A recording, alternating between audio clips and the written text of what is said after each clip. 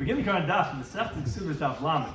Begin 10 lines down at the top of the Amud. We're in the middle of a discussion over here regarding the halacha of our Mishnah. We opened up in the previous Daf this new Perek Elam Nairis regarding who gets a knas. So we opened up by saying that our Mishnah is coming la'afuke certain opinions, which we said regarding V'lo Yisiya Le'isha, which we said in our Mishnah that it doesn't have to be really Lo Yisiya Le'isha to be Chai Knas. We said even though it's Mamzeres and the Sina, we said that in our Mishnah you can be Chai for all these psulim. We said, number one, that's excluding from Haitana. The Tanya, we love Shemna Kimni doesn't hold like this, Shemna Nasa doesn't hold like this. They hold either has to be Rui Lekaimo or has to be that it's Kedushin could be Taifa, it has to be Shesh La'avaya. Our Mishnah is not like that. That was one thing. Our Mishnah, according to the way Rashi explains the Gemara, is coming to exclude that from another Tanaik opinion that our Mishnah is not like. Today's Daf. Somebody is discussing today's Daf. He says that Chiva Krisis, which is not like the halacha of Mishnah, Elam Knas does not have Knas because anytime you mischai b'nafshe, anytime that you're going to get a punishment with your life, you're going to be punished with a truma. That's what's called Kima B'Ramine. But he says it applies to Chiva Krisis just like it applies to Chiva Mitzvah Bezin. He's the one that we're going to say is not like the halacha of Mishnah. We have Machlekes Abayim Rabba whether according to the Chilman Kana, Kima B'Ramine also applies to Mitzvah Shemayim. Although it sounds the same, there's Mitzvah Bezin, that's one thing. Then there's Kares and there's Mitzvah Shemayim. So is it Machlekes regarding it's only regarding Kares or is that even regarding Mitzvah Shemayim? Kim Rabbanei is the halacha that, okay, no double jeopardy, you're not going to get two punishments, but the difference is, in Kadam Einish Kalas Einish Chama. If let's say the liability for one happened before the other one, then you're actually going to get both punishments, even though you're like getting punished anyway, but if they didn't happen at the same time, so then you'll get both.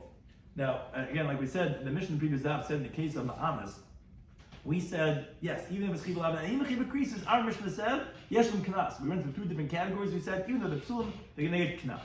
That's why our Gemara begins 10 lines down at the top of the Amid, that says, however, that our Mishnah that says that you can be liable for the penalty for the payment of the Knas if he rapes, let's say, his sister or people like that, even though there's a Chiv of Kares with the Bia, that must be Ulafukim and Ibn Benakana. So then our Mishnah is also not Ibn Benakana. Time like Linda Brycer. He made Yom Kippur like Shabbos for monetary payment. Meaning, if let's say someone lit on fire his friend's granary on Yom Kippur, it's as if he lit on fire on Shabbos, which is, what are you saying? Ma Shabbos, just like Shabbos, which is Mises Besdin. If someone violates, does Chilul Shabbos, in court, they're going to execute him. So Mischai Benafshi is liable for his life, and therefore put him in the Teshlumin. He's actually exempt. He doesn't have to pay up, as the Mishnah teaches later on Daf Lamed Vav, that if he's Baal Bita, if someone rapes his daughter, so that's a chiv of Mises Bezdin because that's incest, and because of that he's actually exempt from paying the monetary penalty of the 50 silver coins, which the Gemara learns out from V'lo Ya'asin Onish Onish. Let's say someone was fighting with his friend, he knocks a pregnant woman. If there's no unfortunate of death, then he has to pay the monetary payments of the the miscarriage. But the inference is, if he's going to be liable for the death penalty because of what he did to the woman, he's actually going to be exempt from the monetary payment. So that's where you learn at the halacha. If you Mises Bezdin, you're part of the Teshlumin. So Rabbi Shloimy takes it one step further. He says, okay, I've Yom Kippurim. Then Yom Kippurim, which is also you get a punishment of Kares for Chil of Yom Kippurim is not as severe as Shabbos. Shabbos get Chiv Mises Bezdin. Yom Kippur there's only a punishment of Kares, but it's still a liability for his life. So you can be liable for death, and therefore you can be exempt from the monetary payment. So our Mishnah is not like him, because our Mishnah says all these cases of Achiv of Kares that you chayiv for the penalty of Teshlumin must be not like Ibn Benakana. So the Gemara wonders, my Ibn Benakana, where does he get this from? We only know in the pasuk that we learn it out from. We're going to Chiv Mitzvah Bezin. How does he know it extended even to that of Chiv Krisis? So Abaye says as follows. Because Nemar, it says in the pasuk in Shemais, this pasuk is, like we said, if two men are fighting and one hits a pregnant woman and she miscarries. So the pasuk says, if there's not going to be asay, if there's no fatality, so then he's going to be punished, he's going to have to pay for the miscarriage. Now, that's talking about b'dei adam. What do you mean b'dei adam? Rashi explains, it means Mises Bezdin. In other words, to say that where there's no Mises Bezdin, if the one who harmed the woman is not going to get executed because he didn't kill the woman, he just made her miscarry. That's when the pasuk says onish onish. He's going to have to pay for the value of the miscarriage Now, so it says the word asan over there, which is when you get punishment in courts. That's called b'dei adam. Now, but then there's another pasuk in Bereshis with Yaakov Avinu. It says asan b'dei shemayim, because he says, no, I'm not sending you my son, the one that's left over, Binyamin, because I'm going to send him on the road. Asan. And the asan, the inglik, is going to happen to this Binyamin. Now that's b'dei shemayim. He was worried about something on the road, some accident, bus turns over, on Route 17. It's like, I'm not sending my son. That's b'dei shemayim. Oh, so says the Gemara. Just like the asan that says b'dei adam. The word tells you, you can be exempt from monetary payment, like we said just before, that we learned that's exactly what the pasuk is telling you. And when you use the word asan regarding things that happen by heaven, I also put an exempt from monetary payment. So that's the source for Rabbi Shloimy Schwartzberg's teaching, that also Kavos will exempt you. Anything that happens with Yishmael also exempt you from Tishlumin. The Gemara has a very interesting technical conversation over here. Masker Rav Abba says, wait a second. How do you know when Yaakov is warning his sons to be careful from the asan that's going to happen on the journey, was altinum apachim, was regarding hot and cold, which is b'dei shemayim, and which is the weather, which is at the control of heaven, not of even the weatherman. Even he has no control over that. How do you know that he's talking about dilma al ari v'ganavi? Maybe he's talking about lions and regarding thieves. Those are people. How do you know the asan over there that you're comparing? It says asan over there with the adam. It says asan over b'dei shemayim. Oh, we see it has the same halacha of being komla b'dei rabbanei. How do you know? Who said Yaakov was talking about b'dei shemayim? He's talking about people. Says the Gemara. Yeah, Yaakov you think the Tata Yaakov is only warning regarding people and not regarding elements from heaven? Yaakov al-Komi is out. You're right. Yaakov was warning his sons regarding everything, including in that asan was also b'dei shemayim. Says it's cold out there. He's going to get sick and whatever. No, he's not going. So therefore, that is the source for b'dei shemayim. Because asan could be b'dei adam, but it's also b'dei shemayim. But the problem is the Gemara has a different question now. It's a question on the question. In Rav Ada's question, he was asking on the interpretation of Rav Nachman of Abaya. He was saying, wait a second, how do you see asan means b'dei shemayim, which is tzinem apachim? Maybe he was talking about lions and thieves. So the Gemara asks on his question, what, the tzinem apachim b'dei shemayim then? What, cold, hot and cold is you tell me that is b'dei shemayim? Those are the things that are somewhat related to heaven, not related to people. But by the time on the Bryce, exactly the opposite. Hakol b'dei shemayim. It sounds like the famous teaching, but it's a different one, which traces the differentiates between the two teachings. One's in the utero, one's in your regular life. Everything is in the hands of heaven. Meaning, if something bad happens to a person, that's Xeris HaMelech. That's what Hashem wanted. Chutz b'tzinum pachim.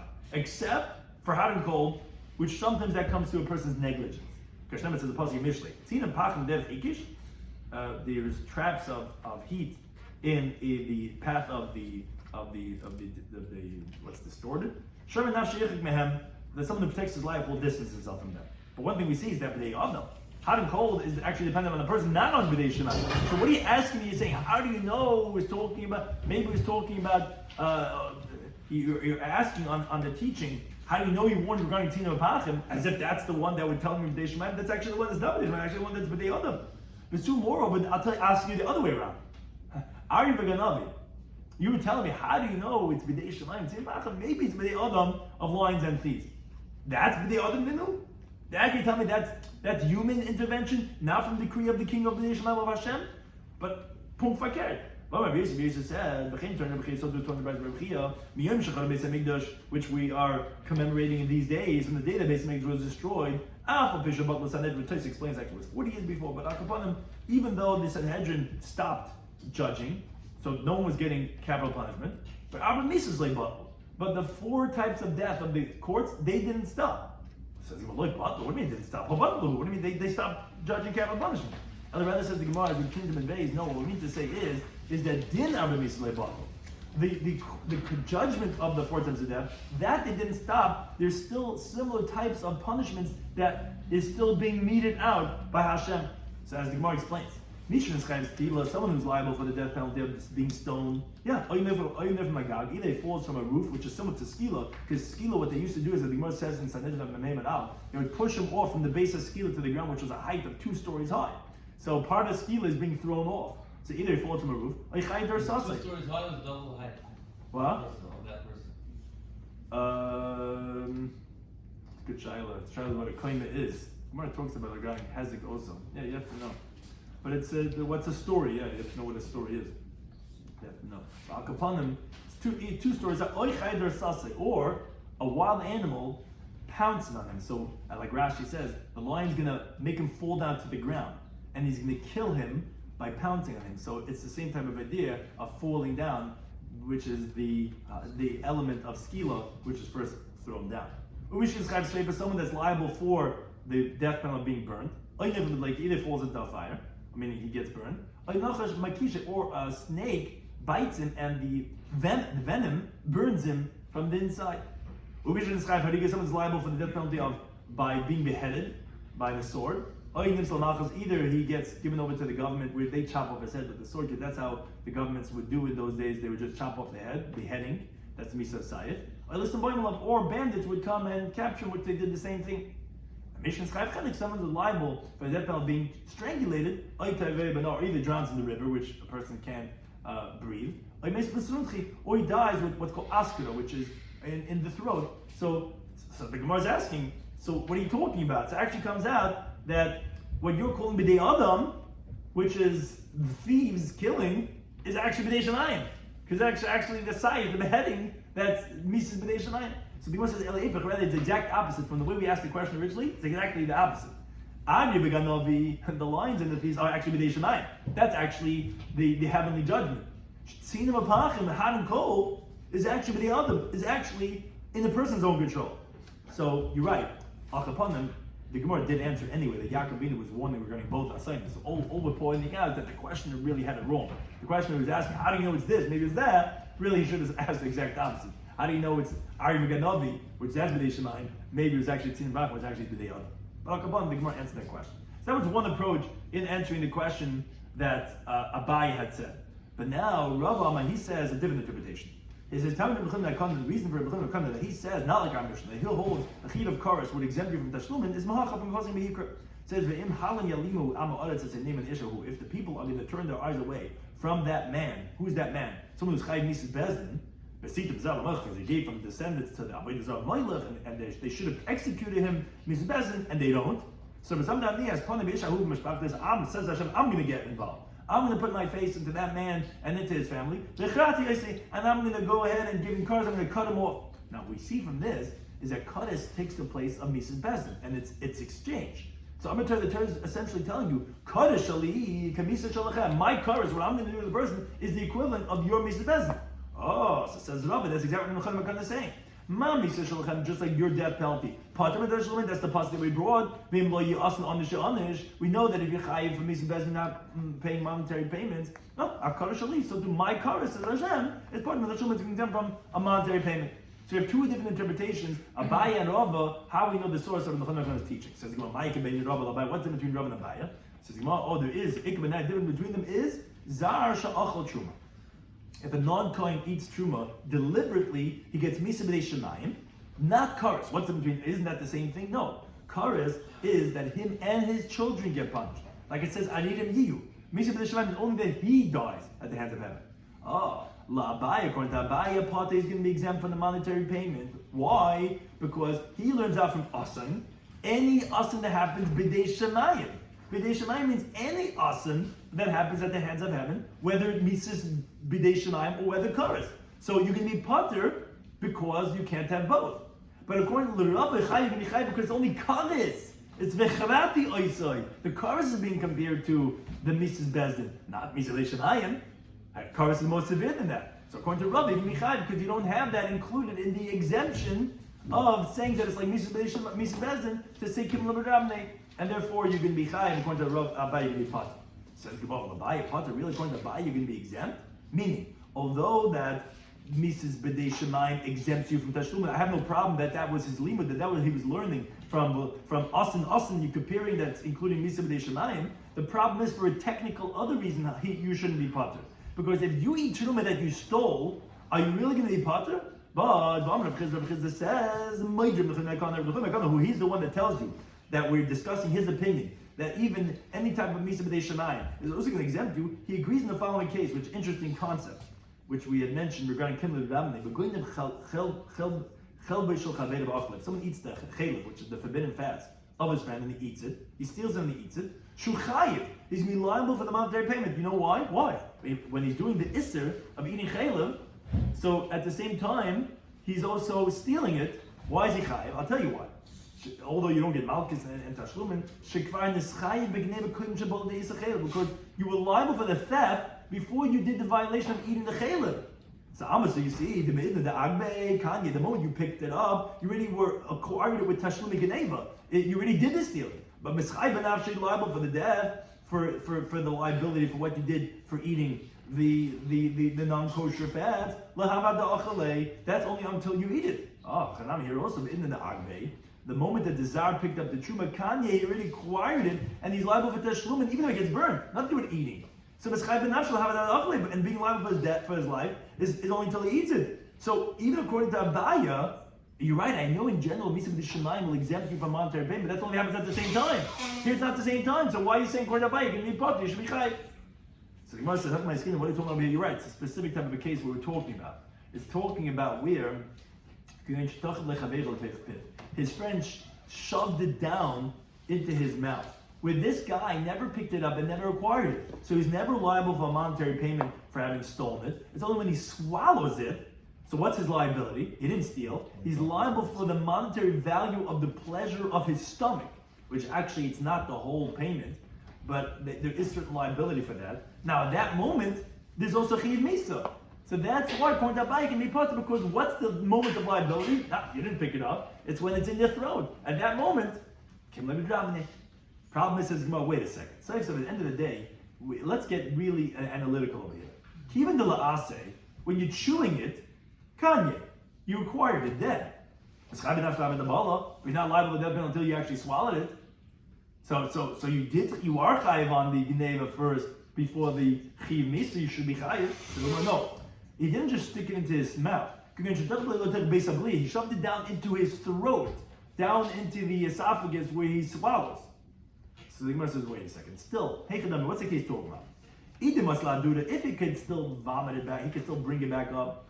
Let him bring it back up. So it's a machlekes. We're showing Rashi tells us how to explain this question. The way Rashi says it is, if you're not going to bring it back up, and you could bring it back up, from that moment, you're being mazikit.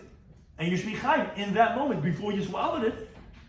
And the first guy didn't do anything, and he shouldn't be chayiv to the kohen anything because he didn't do anything. You could still bring it back up. And Eloi wants to do it, and if you can't bring it back up, so am I chayiv? Why are you chayiv the way Rashi explains it? Why are you chayiv misa? You're einus. I can't bring it back up. I shoved it down the throat. So what are you telling me that I'm going to be potter from the tashlumin because I'm chayiv misa? There's no chayiv misa. So much. I don't understand the case. Could he bring it back up? Could he not bring it back up? No, he could bring it back up, but it would be with great difficulty that he would be able to bring it back up. So as Rashi explains, even if he brings it back up, it's going to be disgusting. It's not going to be fit for the owner to use it. So therefore, he didn't steal. Only on what you're going to hold him liable for the monetary payment would be the benefit of the pleasure that he's getting in his throat and in his stomach. Now, that moment that you want to be mechayivim for that hana, there's a chiv misa at the same time, which is when you're swallowing it. According to Abaye, that's going to be kimul gavni because you have misa d'shanayim, which is for eating that chayv.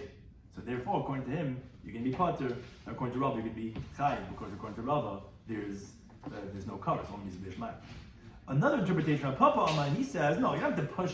Say, give such what's called a bichin teretz that the guy shoved the mamish down into his throat. No, it's very easy. He pushed into his mouth liquids. Now, once liquids in the mouth, that's disgusting. You don't share.